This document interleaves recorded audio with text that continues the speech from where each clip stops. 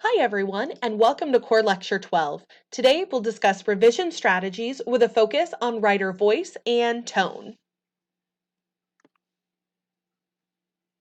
Before we begin, you'll need the following materials for today's lecture assignment. You'll need access to your weekly homework document, as well as access to your Project 2 rough draft, and access to at least 2 sources you cite in Project 2.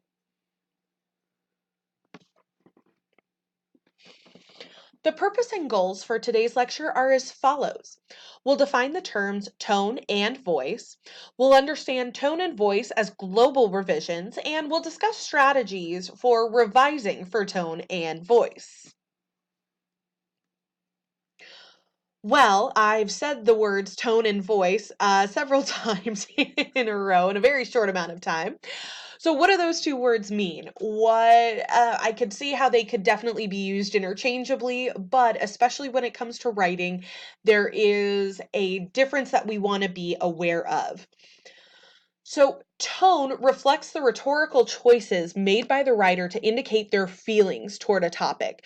So, tone in writing can very much be equated in certain ways with the tone that we use while we're speaking. I imagine many of us, remember our parents or another adult saying, "Hey, watch your tone," when you're younger, right? Because your tone communicates really how you feel towards a particular topic. And what's fascinating is that tone can really influence how we understand a certain, what's being said, and it can give new meaning to it. So think about, for example, the different ways that and the different meanings we can get from a statement like, "I'm happy college football is back." So we can apply a ton of different tones to that. So we can have a more genuine tone, like, "I'm happy college football is back." We can have more of an indifferent, like, "I'm happy college football is back." Or perhaps we can have one that is more sarcastic.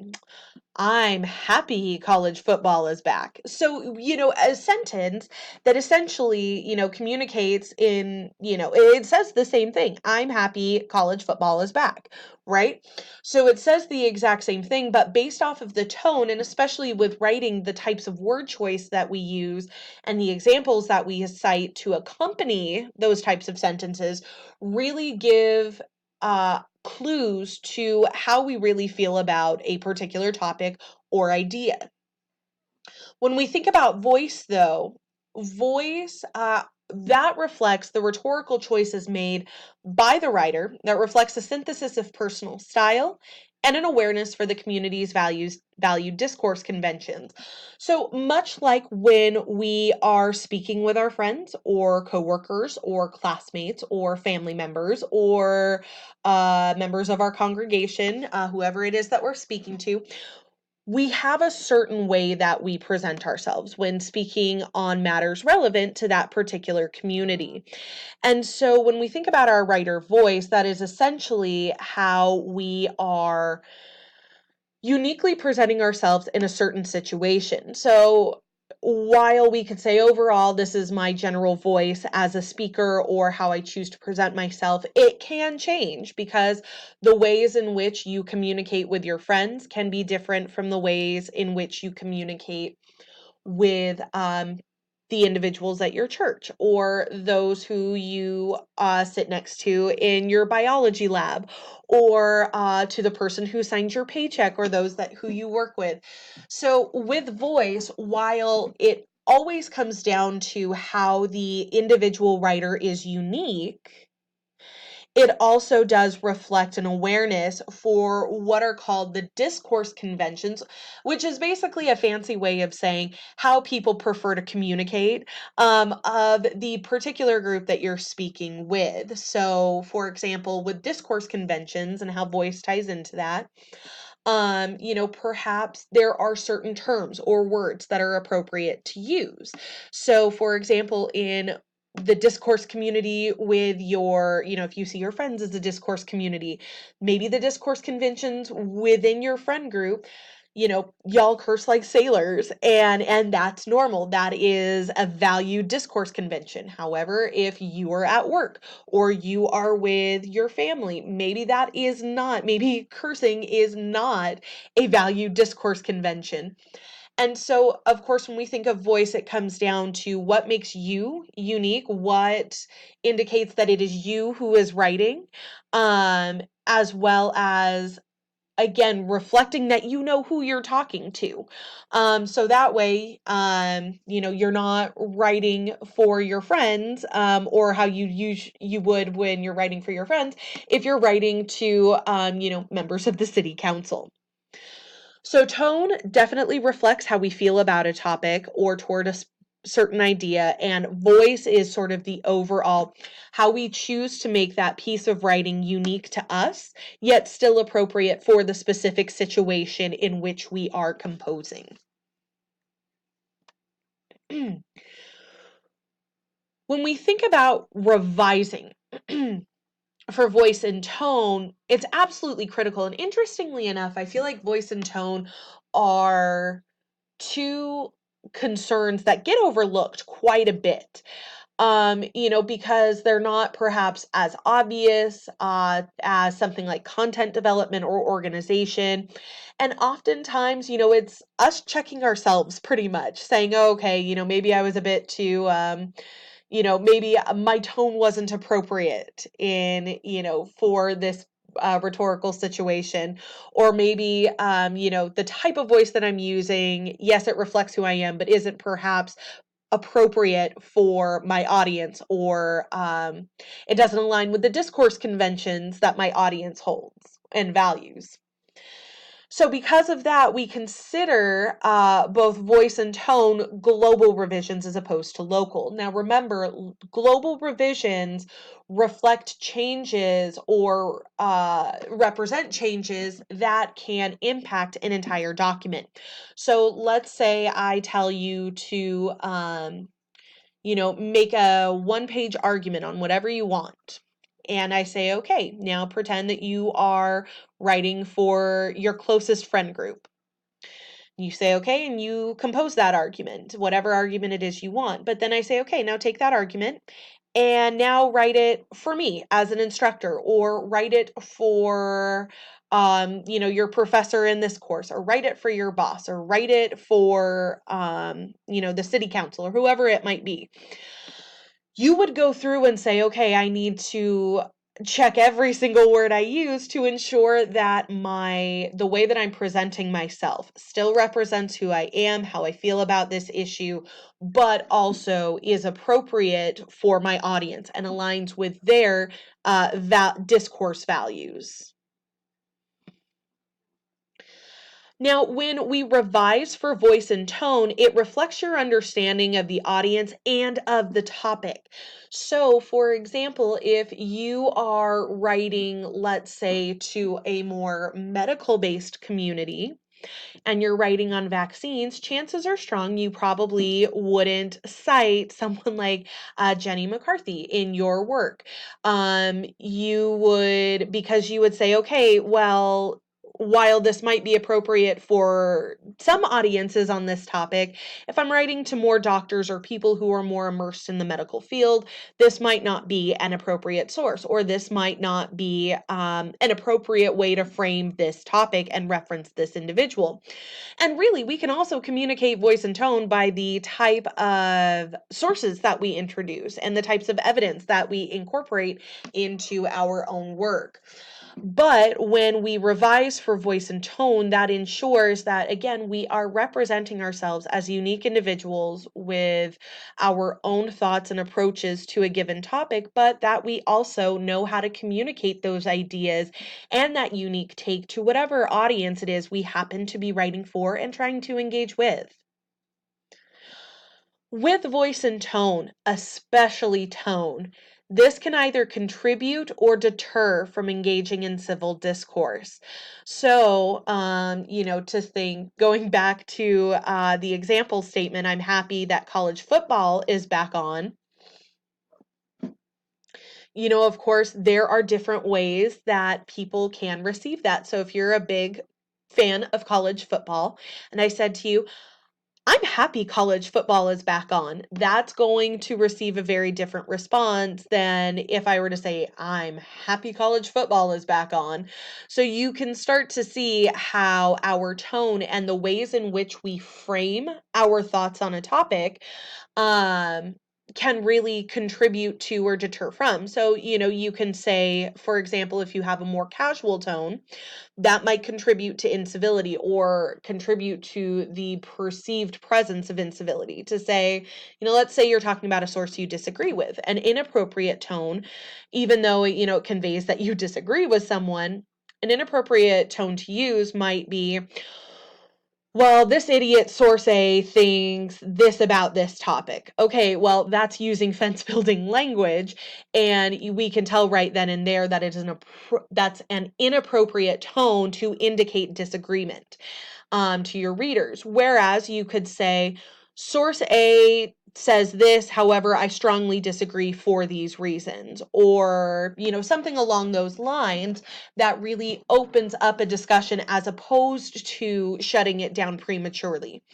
So, going back to our discussions on civil discourse, oftentimes we can use those, the tenets that we talked about last week, to really check our tone, especially when we are revising. When we revise for tone and voice, and this one can be very difficult to do, and it's hard to create very specific steps because voice and tone change radically depending on the rhetorical situation, right? So, if you're talking to one group about one topic, you're going to have one way of doing it, as opposed to if you're talking to a completely different group but still on the same topic. And so with that being said, these are some things that you can consider and will want to keep an eye out for, especially as you are revising Project 2. Remember, with Project 2, I ask that you enter the conversation yourself. I ask you to say, okay, this is who I'm on board with. These are some, this is a solution and some sources that I don't agree with and I want to push back against. So I ask you, I want to know, how do you fit into this conversation? And so in order to maintain a civil or maintain civility in your synthesis, the things that you want to consider for voice and tone perhaps would be individual word choice. This comes down to fence building language. So are you using words and phrases that keep the conversation going, as opposed to, like what I just said, stopping it before it even gets off the ground? You also want to think about how people lead into sources, especially if you are agreeing or disagreeing in an overwhelming way. So if you're like, yes, I totally am 110% on board with this solution to this problem, and I really like this particular source's idea, versus I do not like this solution.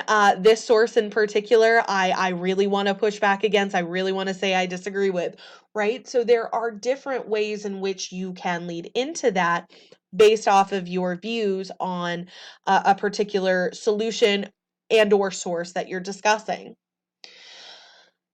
Building into that, then, you also want to see how counter arguments are framed. How are they discussed? How are you talking about them? This might not be as relevant with projects 2 or even 3, but you want to be very much aware of it when we get into project 4, because you will be asked to cite a specific counter argument and engage with it briefly in your own work. So you want to say, okay, how am I introducing and engaging with this counter argument appropriately? And then you also want to consider the examples used or referenced to um, illustrate an idea or point. My apologies for the typo there.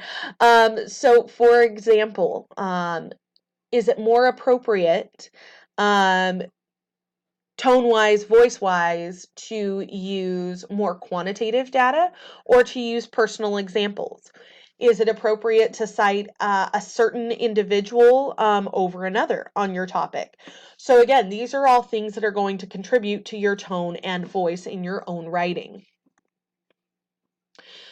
So when we revise for tone and voice, now that I've laid out the groundwork for what we want to keep an eye on, there are some guiding questions we can use. Now, again, it's very difficult to nail down this is what you do in every situation, because especially with tone and voice, that situation is going to change. But I find that these questions should be able to help you determine if where spots for revision are necessary regarding the way you indicate your feelings towards the topic and how you express yourself to your audience. So these align with the points that we just looked at, but let's pose them more into more actionable, answerable questions.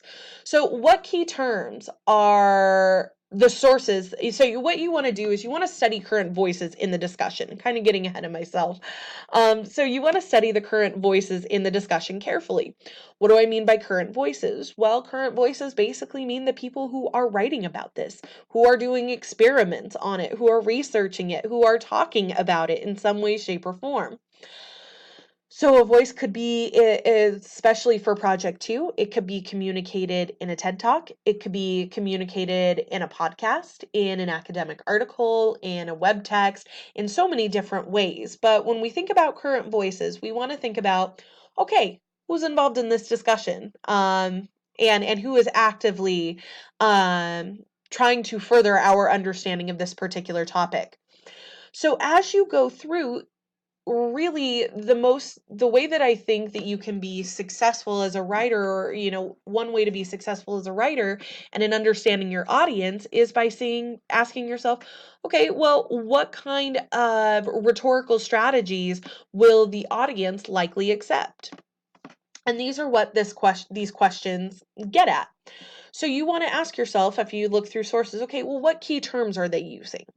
So if you're going through, especially if there are a couple different terms or ways of knowing on your topic, for example, if you're writing about immigration, are people using the term illegal aliens, or are they using undocumented workers? So that can, of course, vary depending on whatever topic you happen to be writing on, and how you're specifically looking at it. So what kind of terms are they using, and how are they using them? What kind of language are they wrapping around them? Are they more positive terms, negative terms? Are they terms to indicate, hey, we don't really know much about this, so we should explore more? Or no, we've kind of kicked this, dead horse long enough, we can move on. So are people tired of talking about this? Are they excited? Are they hesitant? So what kind of language are the other sources using to wrap around those key terms? You'll also want to look at to see how they frame those who disagree with them. Are they citing their methodology? Are they citing their main arguments? Are they critiquing their ethos, so who they are as researchers and as fellow writers? What kind of examples are they using to demonstrate their points? This really gets back to, okay, well, are they, using quantitative examples, qualitative? Are they bigger fans of metaphors? Or, so how are they supporting whatever argument or thought it is that they're suggesting to the reader? How are they structuring their arguments? This is something that we'll really tackle when we get to Unit 4, when we actually look at argument structures. But, are they presenting their argument right up front, saying, here's what I want to argue, here's the point I'm trying to make? Or do they subtly nod to it throughout the entire text, and maybe in the last paragraph say, okay, well, here's, all of this leads me to think this, and then they include the argument. So what does their argument structure look like? And then finally, and again, this calls back to our discussions on Aristotle, in what ways do they appeal to logos, pathos, and or ethos? Are they privileging one over the others, or privileging two over one? For example, if they are really big into pathos, are they more on the anger or the happiness side? And if so, what specific emotions are they trying to tap into? So once you have gained a familiarity with these approaches and what has been seen to be successful for a very likely audience for your work, you then want to go through and look at your own writing to see if how your voice and tone match up to others in the discussion. So you say, okay, well, there are a few key terms that I could possibly use, but it seems that in, most of the sources that I've looked at, sort of across the spectrum of beliefs, all tend to use this one term, so I'm going to use it too. Or you could say they tend to use more pathos in their work as opposed to logos or ethos. So I'm going to make sure I do that as well. Maybe they are all stating their arguments at the beginning and then using the rest of the piece to support that argument. So that's how I want to structure mine as well. So as you go through, you really want to compare yourself to, in your type of writing, to what has already been established as successful writing within that particular discipline or field. All right, so let's talk about the lecture assignment. What I'd like you to do is I'd like you to review at least 2 sources you include in your project 2 draft. So it can be from, the same solution, it can be from 2 radically different ones, it can just, I don't care which, just 2.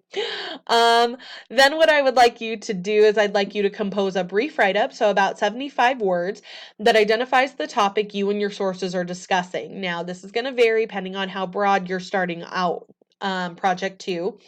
And so just it can be super general or it can be specific. It all depends where you're at in the writing process with this. Your write-up should also articulate the general attitude your sources have toward the topic. So do they see it as an opportunity for social progress? Do they see it as something really concerning that we should all be aware of and very critical about? What's the mood? What are people thinking about it? Your write-up should also describe the type of examples preferred in the discussion on your topic. So again, what kind of examples are they using? Are they going out and actually talking to people? Or are they quietly observing from the back of the room? Are they conducting experiments? What kind of examples, are they using to support their own ideas or to explain their ideas? Then I'd like you to list at least one keyword or phrase that you already use in your draft. So maybe you were saying, oh, okay, well, do I use, for example, do I refer to the people in this area as St. Georgians or do I refer to them as Southern Utahns? So you could say perhaps after you've reviewed your 2 sources, maybe the sources call them, call the people in the area Southern Utahns. So you say, hey, you know what? I already used Southern Utahns in my draft, and that was the common term that that my sources were more likely to use. And then I also want you to list at least 2 keywords or phrases that you can incorporate into your final draft.